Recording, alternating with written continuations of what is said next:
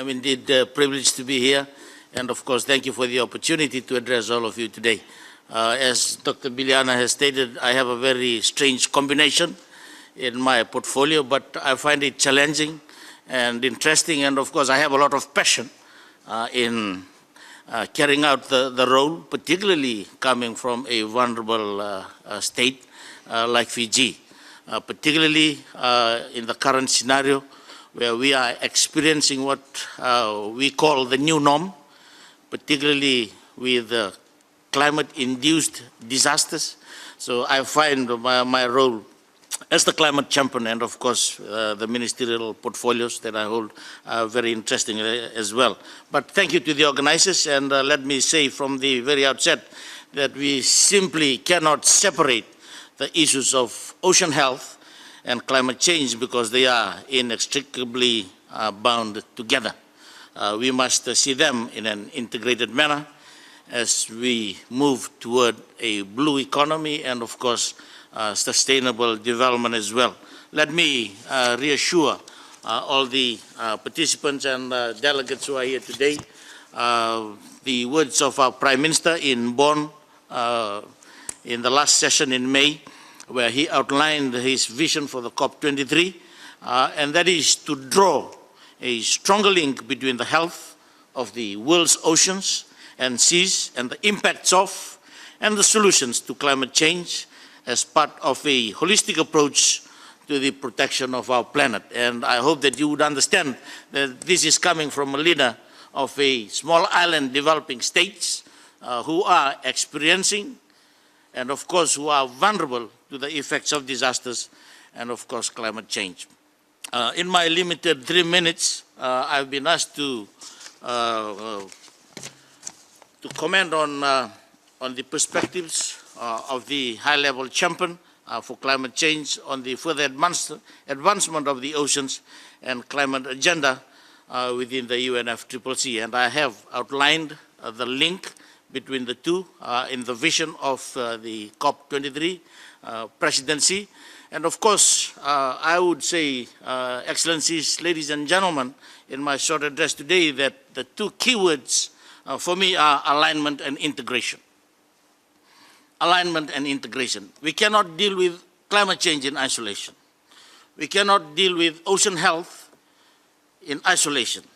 And if I may also add that we also need to consider climate change and of course oceans health and disaster risk reduction as well. Because for us, the destination is sustainable development. And sustainable development within the context of the Paris Agreement, which is on climate change, the Sendai Framework, which is on disaster risk reduction, the Addis Ababa Accord, which is on financing development, because financing is also a key issue in all this.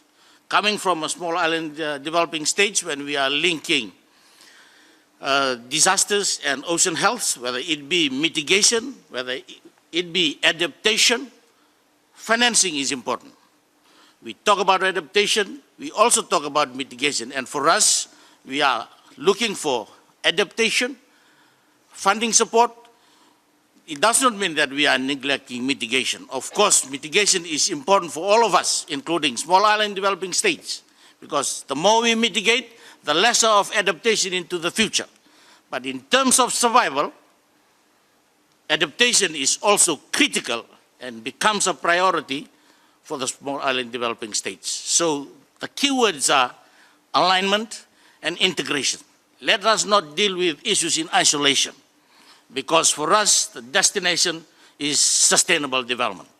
And hopefully, as we are dealing with our oceans and of course the climate, hopefully we will achieve sustainable development. Sustainable Development Goal 13 is on climate action and 14 is on the oceans.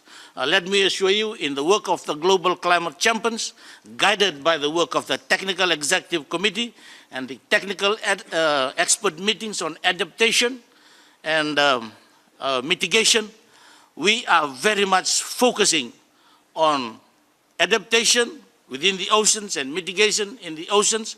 And of course, while dealing with these issues as expertly guided by the technical expert meetings, whether it be adaptation or mitigation. The linkage, again, is on the Sustainable Development Goals. We were questioned in the last session in May as we were doing the consultations among the parties and the non-party stakeholders. Why are you talking about oceans when it comes to climate change? Why are you talking about zero hunger when it comes to climate change? And we have to justify the reasons why. Because these are issues that we cannot run away from. Issues that we cannot ignore. And alignment and integration is very, very critical for all of us. And for us, before we leave this room, let me just assure you that I'm here to listen as well as your global climate champion. And of course, in whatever way we can strengthen this linkage through the UNFCCC process. COP23 is coming up, and of course, oceans will be featuring prominently in the Bonn zone, where action will be taking place, and we hope to see all of you in Bonn so that we can continue to advocate on these issues. Thank you.